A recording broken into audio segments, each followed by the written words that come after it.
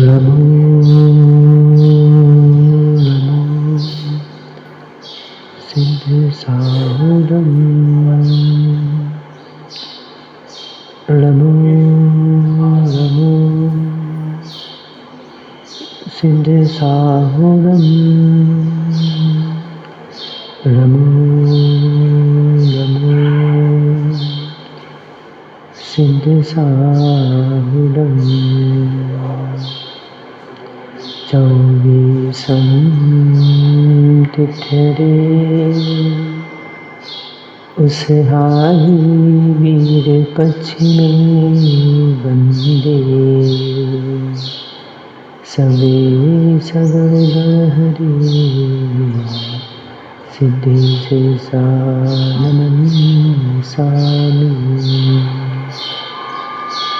रमुदुण वल्लमाणं परमपादं दिनंति सुधीयः बोच्छामि नयनसारं सायारणयार्धं नीलम्।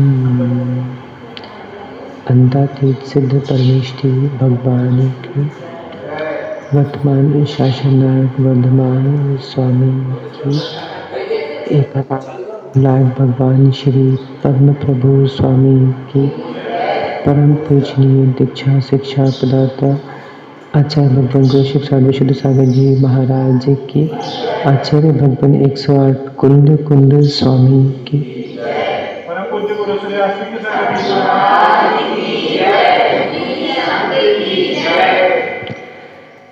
बंधुओं, हम सभी श्री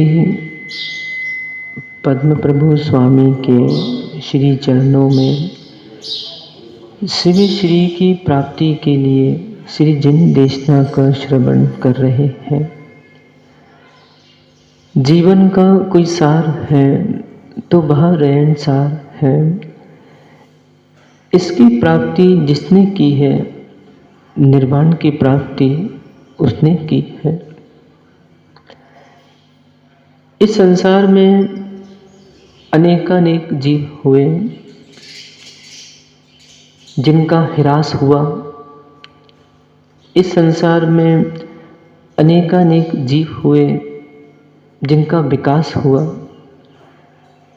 ह्रास का हेतु विश्वास है, विकास का हेतु विश्वास है। बहुत ध्यान से इन विषयों को सुनना है और अपनी जीवन शैली, अपनी आध्यात्मिक शैली, संसार में जीना है तो भी इन विषयों की आवश्यकता है। संसार से निवृत्त होकर निर्वाण प्राप्त करना है तो भी इन विषयों का चिंतन करने के लिए बहुत गंभीरता से सोचने की आवश्यकता होगी। विश्वास व्यक्ति के जीवन में ह्रास भी कराता है, विश्वास व्यक्ति के जीवन में विकास भी कराता है। दो प्रकार का विश्वास यदि हम ग्रहण कर लेते हैं तो एक विश्वास जिसको हम कह सकते हैं सम्यक विश्वास, सच्चा विश्वास, जो जैसा है उसको वैसा ग्रहण करना। एक विश्वास हम ग्रहण कर लेते हैं विपरीत विश्वास, झूठा विश्वास, जो जैसा नहीं है उसको वैसा ग्रहण कर लेना। इस संसार में अनेक रोग हैं। एक एक अंगुल में 96 रोग होते हैं। एक ऐसा रोग है जिसका कहीं भी कोई दवा, कहीं भी कोई इलाज नहीं है। उस रोग के कारण इस संसार में भटकन चल रही है। उस रोग के कारण ये संसारी प्राणी शारीरिक ह्रास, मानसिक ह्रास का भागी हो रहा है। उस रोग का नाम है भ्रम रोग। एक बार यदि किसी को भ्रम हो जाए, वह जीव 100 का भी घातक कहलाता है। वह जीव पर का भी घातक कहलाता है। आचार्य कुनकुन स्वामी जो ये गाथा नंबर अपनी 82 और 83 जो चल रही है, यहाँ पे यही समझा रहे हैं कि जब तक तत्व संबंधी भ्रम रहेगा, इस शरीर को जब तक जीव मानेगा, जब तक उसका भेद विज्ञान में शिथिलता रहेगी, तब तक उसको निर्वाण की प्राप्ति हो नहीं सकती। पहले ज्ञान का अभ्यास बहुत आवश्यक है। यही आचार्य कुनकुन स्वामी 82 नंबर की गाथा में, 83 नंबर की गाथा में कह रहे हैं, ज्ञान अभ्यास करो, ज्ञान अभ्यास करो। जब तक जीव ज्ञान का अभ्यास नहीं करेगा, तब तक वो भेद विज्ञान नहीं कर सकता। मान लो किसी ने शास्त्र ही नहीं पढ़े, अब वो हाथ पे हाथ रख के बैठ के करेगा क्या? अब वो मान लो हाथ पे हाथ रख के बैठ भी गया, तो वो क्या करेगा? उसको सांसारिक वस्तुएं दिखेंगी, सांसारिक चिंतन चलेगा। क्यों? क्योंकि उसके संस्कार वो वाले। इसलिए कभी भी ये बात बहुत ध्यान रखने की है कि सबसे पहले शास्त्र अभ्यास किया, क्या द्रव्य का स्वरूप है, उसे बोध हो गया। क्या गुण का स्वरूप है, उसे बोध हो गया। क्या पर्याय का स्वरूप है, उसे बोध हो गया। अब ये जब सामायिक करेगा, अब ये जब ध्यान करेगा, तो ये किसी और को नहीं देखेगा, अपने द्रव्य गुण पर्याय का चिंतन करेगा।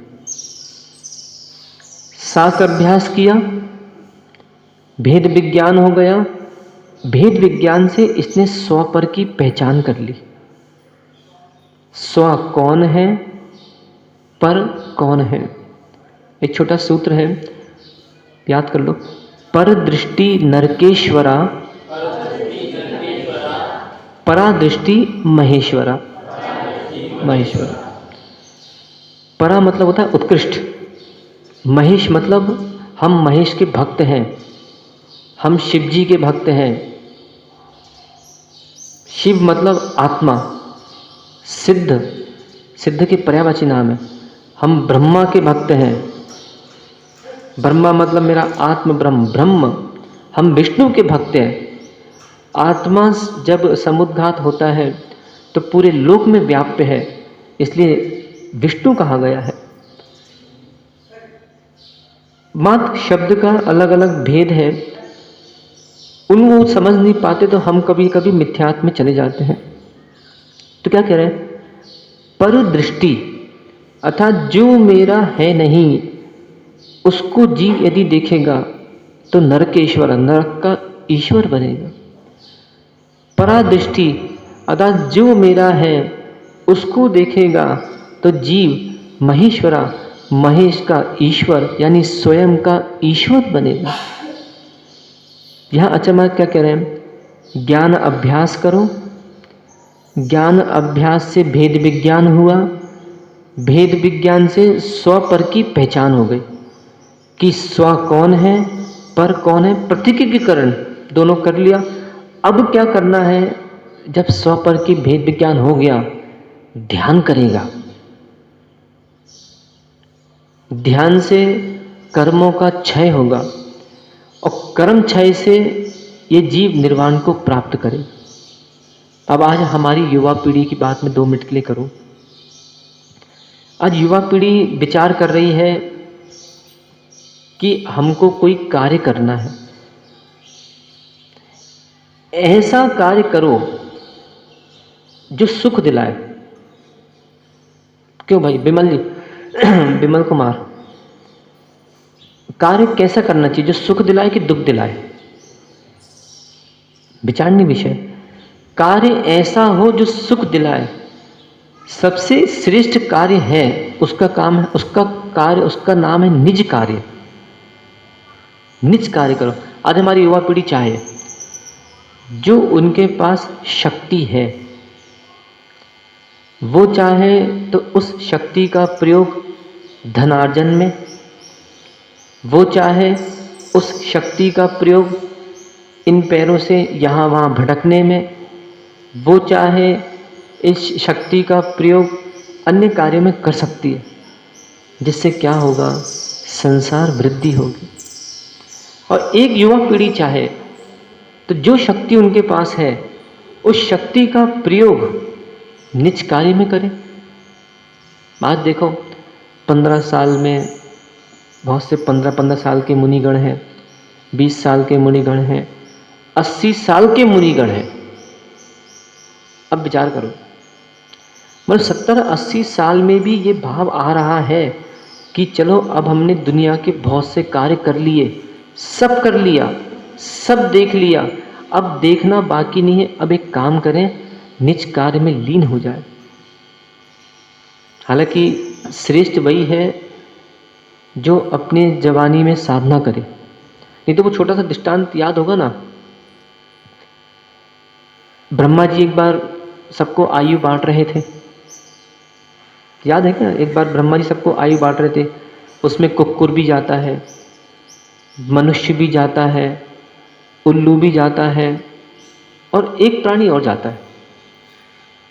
तो उस समय जब ब्रह्मा जी ने उसका ज़्यादा कथा नहीं करेंगे क्योंकि अपना विषय जो मूल विषय वो छूट जाएगा, तो उस समय वही बताया उन्होंने कि ये संसारी प्राणी कैसा कैसा अपनी आयु कितने कितने साल में, 20 साल में कुकुर की तरह कहीं वफादारी करता है, कहीं रात्रि में सेवा करता है, कहीं बच्चों को संभाले, कहीं कुछ करेगा, और जितना इसका समय बचता है उसको ये भोगों में विरास करके ख़त्म कर देता है।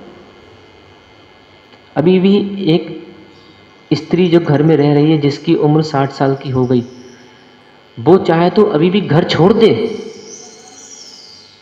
जिनके घर में बहुएं आ गई उनको तो घर छोड़ देना चाहिए आज के समय में, विचारणीय विषय।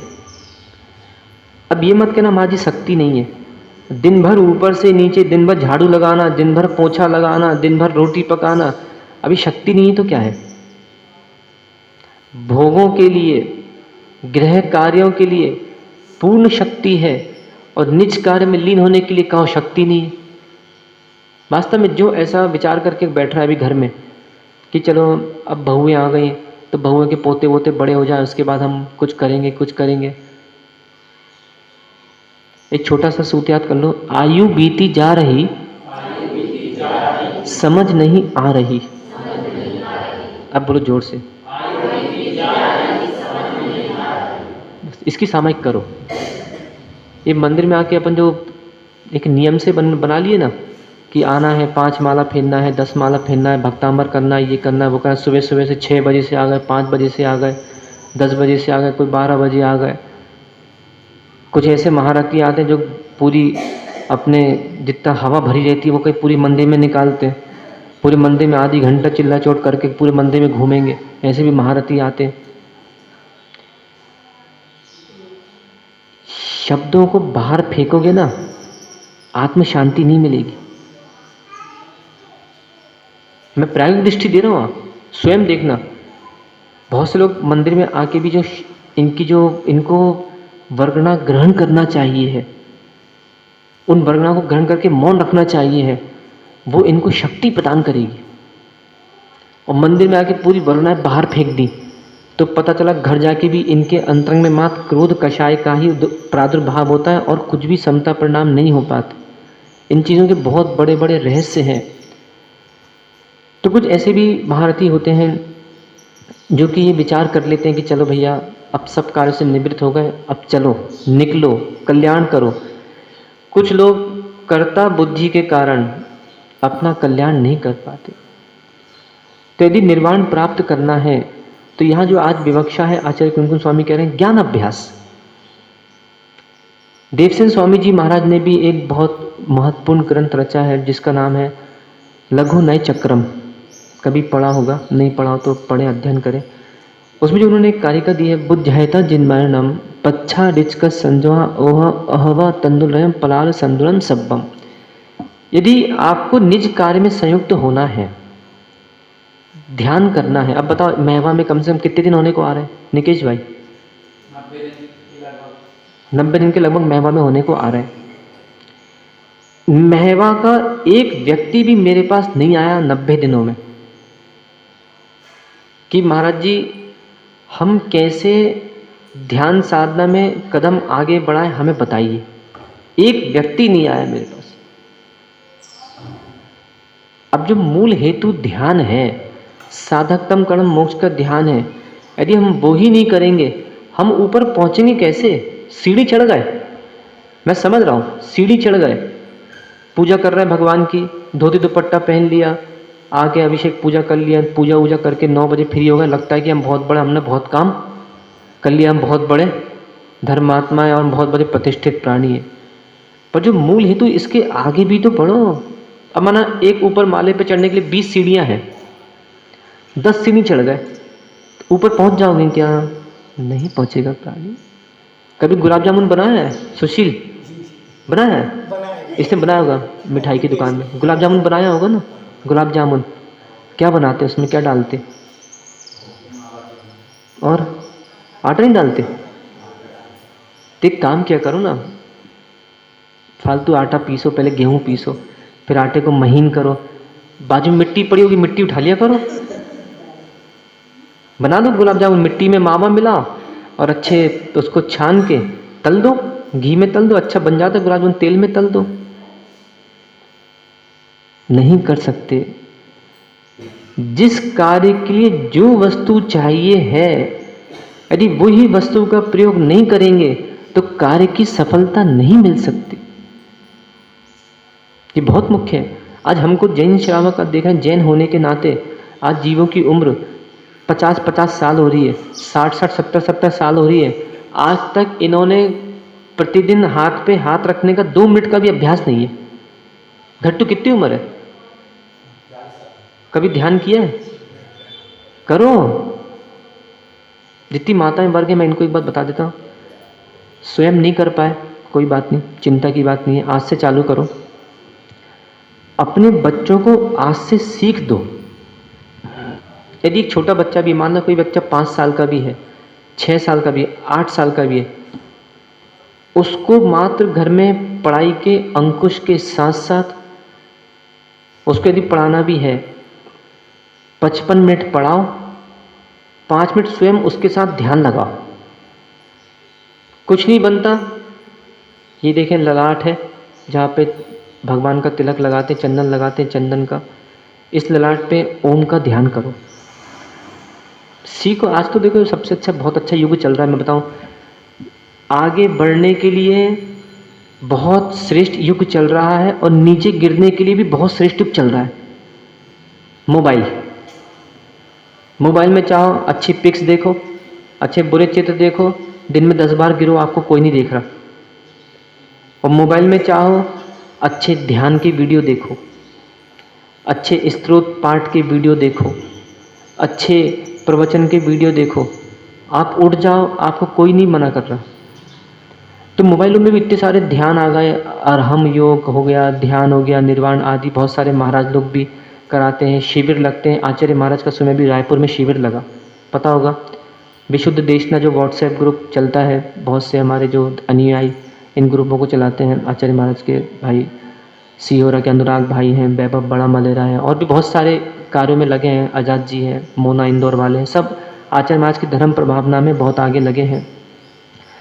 तो विशुद्ध देशना व्हाट्सएप ग्रुप में भी खोल के देखना, जो भी पर्युषण पर्व की दिनांकें निकाल लो, उसमें आचार्य महाराज ने जो जो ध्यान कराए, 1-1 घंटे के ध्यान हुए हैं, उनको निकालो, उसमें से ध्यान करो। हमने भी एक ग्रंथ रचा, उसका नाम है निर्वाण निधि। उसमें भी बहुत सारे कैसे ध्यान करना है, 6-6, 7-7, 8-8 मिनट के ध्यान है। कुल मिला के रुचि बस आ जाए, विश्वास बन जाए। विश्वास नहीं है तो विकास भी नहीं हो सकता।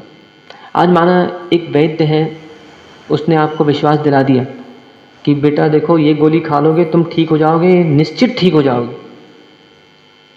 प्रयास भी तो करना पड़ेगा।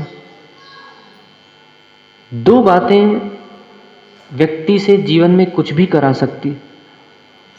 आज अनंतानंद सिद्ध परमिष्ठी हो गए, अनंतानंद होगा ना कि 2-3 सिद्ध बने आज तक। अनंतानंद सिद्ध परमिष्ठी, सिद्ध आत्माएं, शुद्ध आत्माएं हो गई। इन्होंने क्या किया, इन्होंने अपने जीवन में 2 बातें उतारी। एक का नाम है विश्वास, दूसरे का नाम है प्रयास। एक का नाम है विश्वास, दूसरे का नाम है प्रयास। अब जिसके जीवन में विश्वास नहीं है, ना सच्चे देव पर, ना सच्चे गुरु पर, ना सच्चे शास्त्र पर, उसका जीवन तो खत्म हो गया। जिसके जीवन में विश्वास है पर प्रयास नहीं है, उसका जीवन भी खत्म सा ही है। अब माना अपने चातुर्मास में इतनी सारी बातें सुनी, व्यवहारिक ज्ञान लिया, पर्युषण पर्व में ध्यान शिविर भी लगा, सब कुछ किया, परंतु विश्वास तो हो गया, ये पूर्ण निर्णय हो गया, पूर्ण विश्वास हो गया कि ये मैं नहीं हूँ, ये शरीर मैं नहीं हूँ, ये निर्णय तो गया, विश्वास हो गया, परंतु हाथ पे हाथ रखकर इसका प्रयास भी तो करना होगा।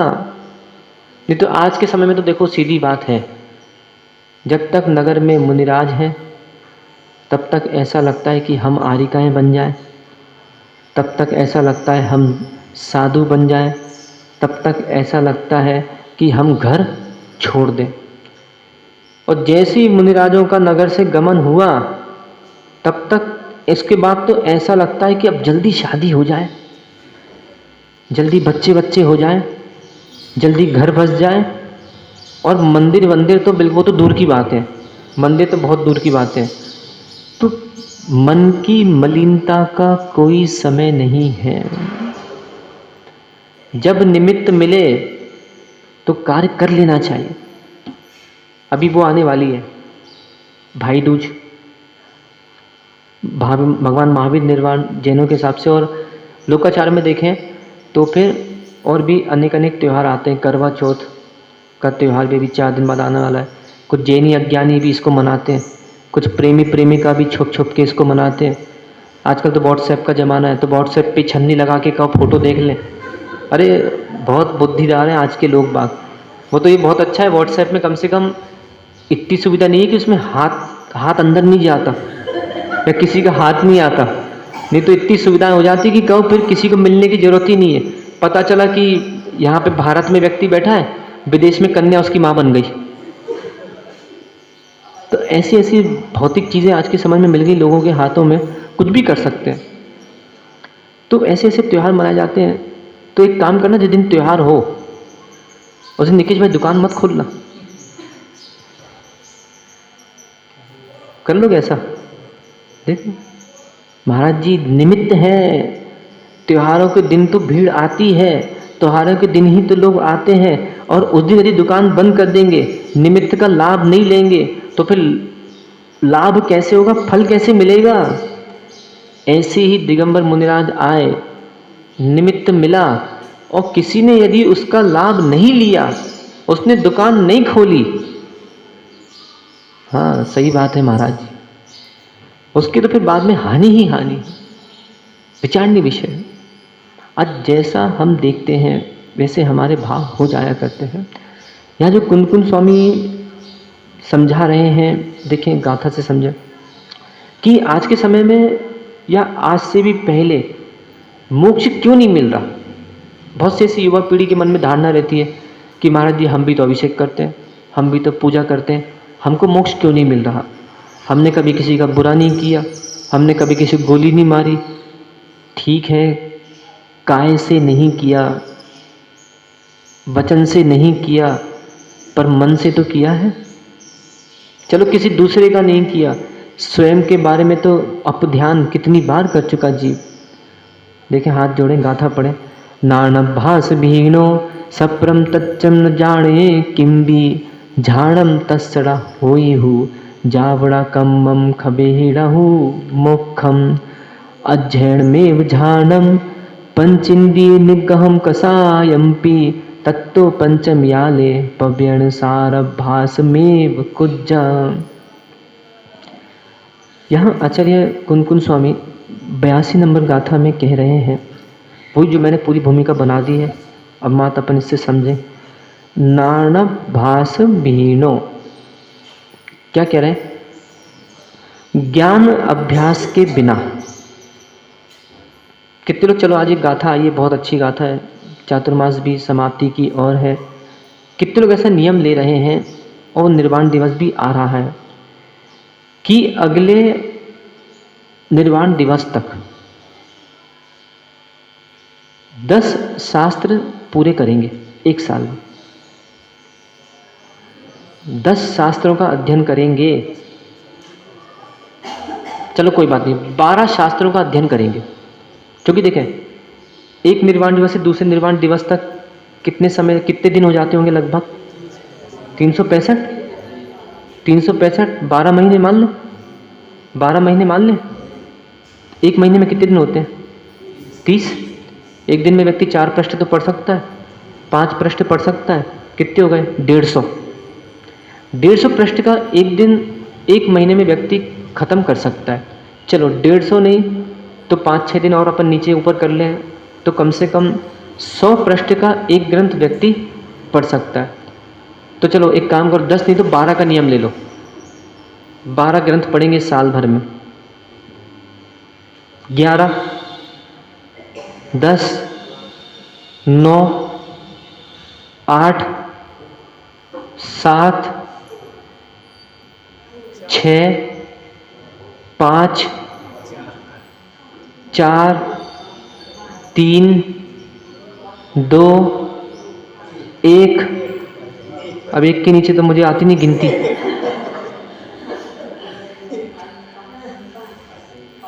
5 ग्रंथ पढ़ो, 5 ग्रंथ पढ़ो, 4 ग्रंथ पढ़ो, 2 ग्रंथ पढ़ो, 1 ग्रंथ पढ़ो। और जो नहीं पढ़ सकते वो जाके, जहाँ हम जंगल जाते हैं वहाँ पे जाके मरो। पानी पड़ा है वहाँ बहुत सारा। विचारनीय विषय। कुल मिला के देखिए, ये बात इसलिए बोली जा रही है कि जो हम चाहते हैं तो उसका उपाय बताया। तो चाहो मत, तुम नहीं चाहोगे तुम्हें कोई नहीं चाहेगा, और तुम चाहोगे तो दुनिया चाहेगी। विचारनीय विषय। सोचे, नाणाभ्यास विहीनो, जो ज्ञान अभ्यास नहीं करता उसको क्या नहीं होता? सप्रम तच्चम किंबी ना नहीं ना जाने। वो जीव स्व पर तत्व को कुछ भी नहीं जानता। आज मैं पूछूं, बताओ, शरीर के बारे में एक प्रश्न लिख के लाना है। चलो ये मैं दे रहा, आज का गृह कार्य दे रहा सबको मैं आज। अपने घर जाना और 20 लाइन शरीर के बारे में लिख के लाना। कितने लोग लिख के ला सकते हैं? निकेश 1 और बल्लू 2। अब देखो, चाहे मोबाइल में खोजो, चाहे ग्रंथों में खोजना, चाहे किसी को फ़ोन करो, 20 पंक्तियाँ, 20 एक पृष्ठ में 20 पंक्तियाँ शरीर के ऊपर लिख के लाना। ठीक है, सब लेके आना जितने लोग बैठे जरा, और लाके हम प्रवचन में आएंगे उसके पहले इस टेबल पर रख देना। सबका पढ़ेंगे, चिंता नहीं करना, एक एक पंक्ति पढ़ेंगे। कल लेके आओ, देखें कितने लोग लाते हैं। और यही मैं यदि कह दूँ ना कि आपको एक प्रेम पत्र लिखना है, अभी सब हाथ उठा देंगे। हाँ महाराज जी, तो हम पुराने अभ्यासी हैं, लिखा नहीं पर बोला बहुत है तो वही उतार देंगे पूरी बातें। तो कुछ भी नहीं जानता। तस्य झाणम तस्य ना होई झाणम, उसके ध्यान नहीं होता। या कौन से ध्यान की बात कर रहे हैं आचार्य महाराज का क्या उद्देश्य है? ध्यान 4 प्रकार: आर्द्र ध्यान, रौद्र ध्यान, धर्म ध्यान, शुक्ल ध्यान। यदि आर्द्र रौद्र 2 ध्यान संसार के कारण, धर्म्य शुक्ल ध्यान निर्वाण का कारण, और साधकतम कोई निर्वाण दिलाने वाला ध्यान है, उसका नाम है शुक्ल ध्यान। पर शुक्ल ध्यान किसके होगा? जिसके शुक्ल परिणाम होंगे। काले परिणाम वालों का शुक्ल ध्यान नहीं हो सकता। जो क्रोध के काले हैं, जो मान के काले हैं, जो माया के काले हैं, जो लोक के काले हैं, जिनके आहार संज्ञाएं, जिनके मैथुन संज्ञाएं, जिनके भय संज्ञाएं, जिनके परिग्रह संज्ञाएं से जो काले हैं, इनका ध्यान नहीं हो सकता। जो चेहरे के काले हैं उनका ध्यान हो सकता है। नेमिनाथ काले थे, मुनि सुब्रतनाथ कौन से थे? कौन से थे? 2 काले। तो 2 काले कौन से नाम तो बताओ, ये तो हमें भी मालूम है। 2 काले, नेमिनाथ, मुनि सुब्रतनाथ, पार्षनाथ सुपार्षनाथ हरे थे। थोड़ा बहुत पढ़ा भी है हमने भी, ऐसा नहीं। अच्छा है पढ़ लिख के यहाँ बैठते, नहीं तो पता चला दुनिया पढ़ा दे कि महाराज ये तो महाराज ने भी कह दिया हाओ। तो 2 काले, शरीर काला था पर परिणाम काले नहीं थे। कोई बात नहीं, अभी घर में पुताइयां कर रहे हैं, काहे के लिए कर रहे भैया? कालापन आ गया क्या? थोड़ी दीवारें शीत हो गई हैं, कालापन आ गया है, तो पुताई करके उसको दोबारा चमका रहे हैं। कोई बात नहीं, ऐसी जीवन में जो मन की मलिनता, कालापन आ जाता है, बार बार आता है, कोई बात नहीं, उसमें पुताई करो, व्रत की पुताई करो, समिति की पुताइयाँ करो, गुप्ती की पुताइयाँ करो, संबर की पुताइयाँ करो, परिचय जय रूपी चारित की पुताइयाँ करो। क्या कह रहे हैं आगे देखें आचार्य महाराज, जाव जब तक शुक्ल ध्यान नहीं होता उसके, और जाव न खम्मम कवि नाहु मुखम, और जब तक शुक्ल ध्यान नहीं होगा तब तक यह जीव कम्मम खवे कर्म का क्षय नहीं कर सकता। अब आओ मंदिर, हे भगवान मोक्ष फल प्राप्ते फलम निर्पामति स्वाहा। और जब ये कल अर्घ चढ़ाओ ना, आज तो पूजा सबने कर ही ली होगी, कल जब अर्घ चढ़ाओ ना तो चिंतन करना कि मैं यहाँ पे अर्घ तो चढ़ा रहा हूँ, परंतु क्या मैं ध्यान करता हूँ? तभी तक नियम मुखम रा, उसको नियम से मोक्ष नहीं होता, नियम से। अब यहाँ पे क्या कर दिया आचार्य महाराज ने, नियम बता दिया कि अब चाहे तुम कुछ भी कर लो, कितनी ही जाप कर लेना, कितनी ही माला फेर लेना, कितने ही शांत प्रणाम रख लेना, कितनी 5 पापों से विरति रख लेना, पर जब तक ध्यान नहीं करोगे तब तक मोक्ष नहीं मिलेगा। और ध्यान का पहला साधन कौन सा? अरे अभी बताया, ध्यान का साधन कौन सा? ज्ञान अभ्यास। गाथा कैसे चालू करी थी? नानाभ्यास, ज्ञान अभ्यास। तो ज्ञान अभ्यास बहुत जरूरी। शास्त्र उठाओ, शास्त्र तो उठाना ही पड़ेगा चाहे कुछ हो जाए। अब लोग आते महाराज जी क्या दिन भर पढ़ते रहते, दिन भर पढ़ते रहते, दिन भर पढ़ते रहते। हमको मालूम है हम कितने गिरे हैं। एक श्रावक तो बहुत ऊपर उठ गया तो उसको जरूरत ही नहीं पढ़ने लिखने की, बहुत ज्ञान हो गया, पूरे चारित्र में बिल्कुल एकदम महाबली हो गए, बिल्कुल इन्हें यथाखात प्राप्त कर लिया, तो इनको तो लगता है कोई ना शास्त्र की जरूरत है, किसी की जरूरत ही नहीं है। साधु वृंद जो गिरे हुए दिन भर पढ़ते रहते, क्योंकि उनको मालूम है पापिष्ठेन दुरात्मना जर्दी मायावी लोभी, मैं पापी हूँ। मुनिराज अपने आप को बोलते हैं मैं पापी हूँ, मायावी हूँ, लोभी हूँ, दुरात्मा हूँ, जर्दी हूँ। पर श्रावक की लीला क्या कहें। घट्टू कितने शास्त्र पढ़े आज तक? नहीं पढ़े? पढ़ो, चालू करो, उठाओ। सुशील कितने शास्त्र पढ़ लिए? चालू करो, उठाओ। पप्पू डॉक्टर नहीं पढ़े, मैं शस्त्र चलाए हमने तो अस्पताल में, हाँ चाकू मारे लोगों को, कितना चाकू मार दिया आज तक सोचो, कितने लोगों के खून निकाल दिया आज तक सोचो। विचारणीय विषय। अभ्यास करो। यहाँ 82 नंबर में आचार्य महाराज बोल रहे हैं ज्ञान अभ्यास करो, और 83 में बता रहे हैं क्यों क्यों करो। अध्ययन मेव झाणम, अध्ययन मतलब पंचम याले। अभी कौन सा काल चल रहा है? पंचम काल, जिसको अपन क्या कहते हैं? दुखमा काल। इसके बाद क्या आएगा? दुखमा काल। और इसके बाद वाला जो काल आएगा दुखमा, वर्तमान काल कितने साल का है? 21,000। इसके बाद वाला काल कितने साल का होगा? 21,000। जब ये 21,000 साल अभी जो निकल जाएंगे, इसके बाद इस काल के अंतिम मुनि होंगे वीरांगज मुनि, सर्वश्री आरिका, पंगुश्री श्राविका, अग्निदत्त छुल्लिका। ये लोग उस समय रहेंगे। और नाम अपन पुराणों में देख लेंगे, एक बार ऊपर नीचे हो सकता है। जब कल्कि 500 साल में एक उपकल्कि होता है, 1000 साल में एक कल्कि होता है जो धर्म का हिरास करते हैं। जब वो कल्कि को पता होगा कि मेरे राज्य में कौन कौन रहता है जो टैक्स नहीं भरता, कर नहीं चुकाता, जब पता पड़ेगा कि दिगंबर मुनि है जो कर नहीं देते, तो वो कहेगा जाओ उनके हाथ का ग्रास ले आओ। तो वो जाएगा, महाराज आहार कर रहे होंगे, वो महाराज के हाथ का ग्रास मांग लेगा। पिंड हरण नाम का अंतराय मानकर दिगंबर मुनि, वहाँ पे वीरांगन नाम के मुनि अंतराय करेंगे। अंतराय करने के बाद अवधि ज्ञान से ये जान लेंगे कि अब हमारी आयु 3 दिन की बची है। तो सारे जो मुनिराज छुलिका आदि समाधि मरण करके और स्वर्ग में चले जाएंगे। इसके बाद अग्नि का लोप इस संसार से हो जाएगा। रोटी वोटी ये सब कुछ खाने को नहीं मिलेगी।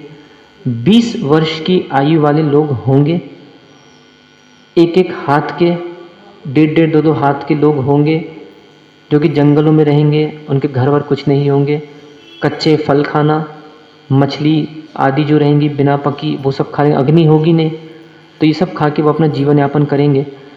और छठवां काल जो आएगा इसके बाद 21,000 साल का वो काल कहलाएगा। उसमें जब 49 दिन, जिसको अपन बोलते हैं 49 49 दिन शेष होंगे, तब वो चालू हो जाएगा प्रलय काल। वर्षाएं, अग्नि की वर्षाएं, धुएं आदि रहेंगे, बर्फ की वर्षाएं आदि आदि वर्षाएं होंगी और पूरी धरती ध्वस्त हो जाएगी। अब विचारणीय विषय है, उस काल में यदि ना जाना हो,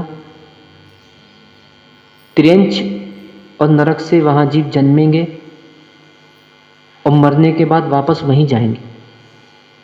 अब ये मत सोचना हम मनुष्य हैं, हम तो वहां जाएंगे नहीं।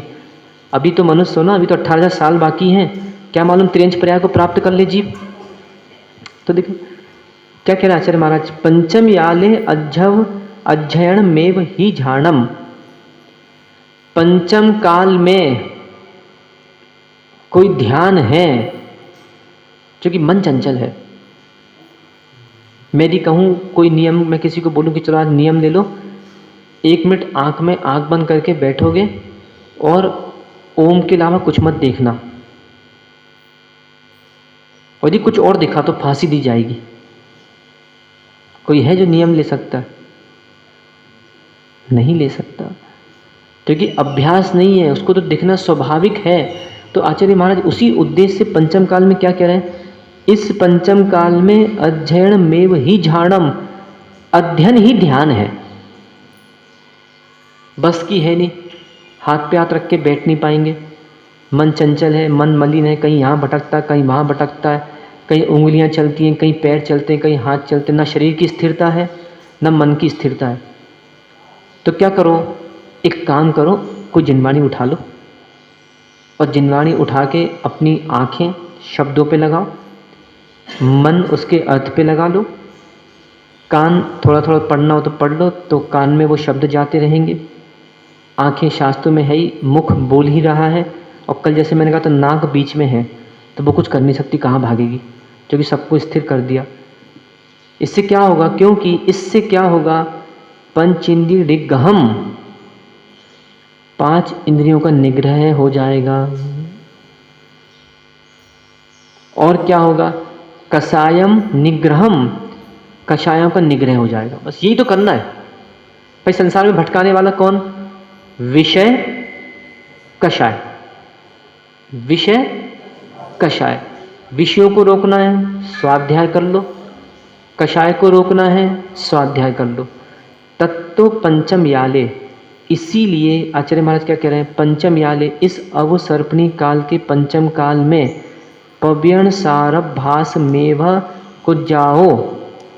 अब आदेश कर दिया, पहले बता दिया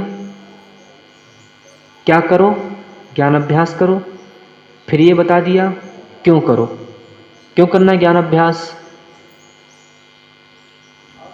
मैं बीच में इसलिए पूछ लेता हूँ कि पता तो पड़े कुछ अंदर जा भी रहा है कि नहीं जा रहा। क्यों करना है ज्ञान अभ्यास, बताओ, अभी 30 सेकंड नहीं हुए वो शब्द बोले हुए। विषय कषायों के निग्रह के लिए, मतलब विषय कषायों के नियंत्रण के लिए।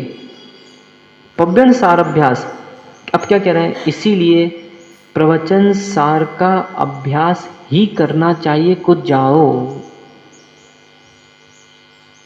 ये क्या नाम है, गल्लू गुल्लू, कितने ग्रंथ पढ़े आज तक,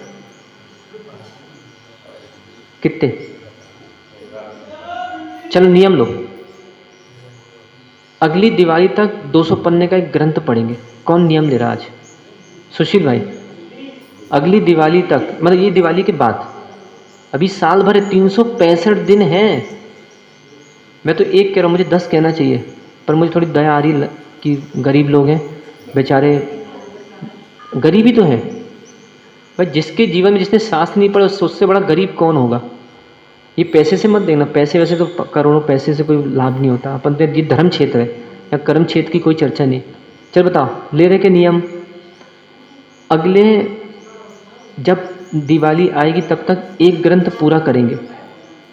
पप्पू डॉक्टर, विमल, तुम 3 पूरे करना।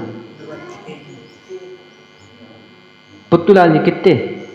संतोष कुमार, अबीर चंद जी, कुछ दिनों बाद दिखना बंद हो जाएगा, मैं सही बता रहा हूँ। हाँ, पत्नी भी नहीं दिखेगी, मात्र उसकी आवाज़ ही सुनाई पड़ेगी तो समझ में आ जाएगा सामने है कि पीछे की, आगे की, कहाँ है, ऊपर है कि नीचे।